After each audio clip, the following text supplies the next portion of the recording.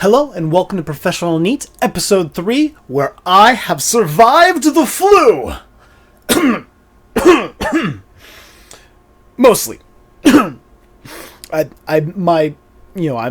hoping to survive at this point. Before, like a week ago, it was real touch and go. I actually think I prayed to Cthulhu for a release, but now I'm fine, I'm back, and I'm ready to talk just a little bit about music theory. Specifically, we're going to talk about what it means to be in a key and what being in a key means to us as songwriters. Now, when we talk about music theory, we're basically talking about the grammar of music. Chords would be like our spelling, but this is the pattern of chords, the grammar of it. Let's pretend we're writing a first-person novel, and we want our main character to describe this girl that he's just so in love with, right? I loved her hair, her skin, her eyes, and her smile. Technically, this is right. In primary school English, this will get you the A. But it's flat. In creative English, this is really, really terrible. She apparently has hair, skin, eyes, and a smile. That's good. Congratulations, Johnny. You've picked a human. But let's change something. Let's just make this tiny little change. Oh. There. Grammatically, this is bad. This is what your primary school English teacher told you never to do. Don't start sentences with conjunctions like and. That's not what you're supposed to do. But it's better. It says something about her smile that we've broken the rules that way. It's the same thing with music theory. There's a lot of rules in music theory. A lot of them are very firm. Some of them are really obtuse and don't feel intuitive at all. And through this episode and other ones, I'll speak in absolutes, that these rules are firm. But you always want to remember that these rules are really, you just want to know what they are so you can kind of break them. So let's talk about the most basic and simple key, major C. You may know them as the white keys. That's it. There are 7 notes, and when you get back to 8, you're back on C again. C, D, E, F, G, A, B, C. You can also refer to them in numbers, which is how this is the thing I'm trying to get across to you so that we can talk about music theory, and structure later on. 1, 2, 3, 4, 5, 6, 7, 8.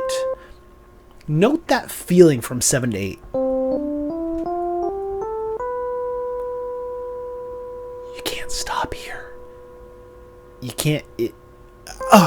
There we go. Oh, that feels better, right? You can't just stop on 7. It'll keep you up at night. Once you've started, you got to get to 8. And that's really, really important. In fact, that feeling is probably the backbone of all Western music. You need to really appreciate that feeling and where it comes from, and recognize where it is in songs, and recognize how often you hear it and how often you write it without knowing it. It is the thing that drives songs forward, that feeling of anticipation, the feeling of release when you go from that I need it to end, and then boom, so much better. And it gets a lot more interesting when we talk about chords. So let's talk about chords now. So this is a C. It's a C triad. It has 1, 3, and 5. It is a C no matter where I play the notes on the board. If I play this, that's still a C. Still a C. Because it consists of those 3 notes. 1, 3, and 5. D. That's 2, right? This is the second chord. This is a D minor. E minor. F major. G major. A minor, excuse me. D, and this is B diminished. We'll talk about why that would be diminished later. But the diminished really even increases that feeling of pull to our C.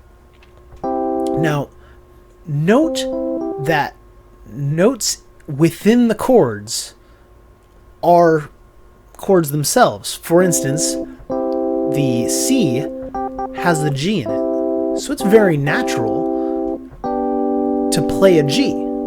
That works really, really well. But what else does G have in it? It's got that B. This establishes a relationship that's referred to as the tonic and the dominant, because you cannot finish on that chord, just like you can't finish on that B. That feeling of tension and release is really, really important. And if you've been playing guitar, you've been doing this forever. You've been playing C and G. They relate to each other really, really, really well. And you didn't know why. Now you know. Now let's change the key. Let's say we're in D. Okay, I play a D. It's still 3 notes, 1, 3, and 5. And the 5 leads to A. A is the dominant to D.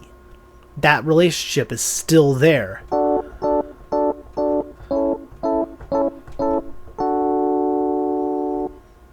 Okay? That's all I want to get across. I just want to get across this feeling of 1 5 1 5. Those two things really work. All chords in every key, they kind of correspond to these numbers. I'm going to refer to them in the future when I'm trying to talk about structure of songs and like why does this chord go to this chord and things. And I just want to relay that to you so you don't have so you have some kind of idea, so I have some kind of reference video to point you to in the future for when we're doing this. And that's really it. That's all I want to talk about. Just 1 and 5, and it's like math. It's like a logic puzzle sometimes, figuring out which chord to go to. It also gives you ideas for, I want this song to go a different direction here. Well, you can go to your music theory and you hey, if this chord has these notes in it, let's figure out what other ones are in it. But we'll talk more about that in the future. For now, just revel in it and enjoy. Take care, you guys.